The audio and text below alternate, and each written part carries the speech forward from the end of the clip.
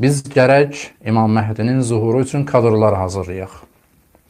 Əgər biz bu cür etməsək, ciddi problemlə Həzrəti qarşılaşdıra bilərik.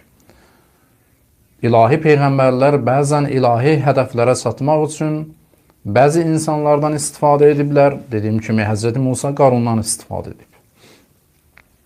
Yaxud qüdrət tam formalaşmadığı üçün Həzrəti Yusif və Həzrəti Musa fironlardan istifadə ediblər. Və əymənin həyatında var, imamların həyatında var.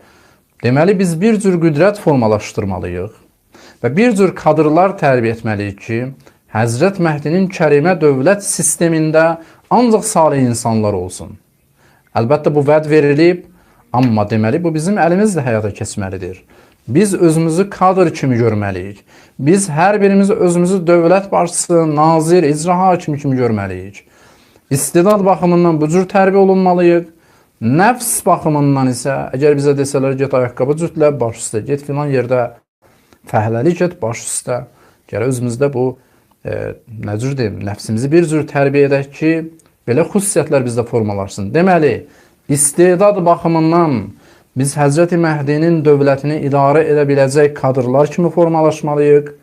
Nəfs baxımından isə bir cür olmalıyıq ki, əgər bu vəzifə bizdən alınsa, başqasına verilsə, biz narahat olmamalıyıq. Amma Həzrət desə ki, buyurun bizə, mənə işçi lazımdır, məsul şəxslər lazımdır, biz deməliyik, biz hazırıq. Əks halda Həzrət Məhdi də bu çətinliklərlə üzləşə bilər və bu ciddi bir xətərdir.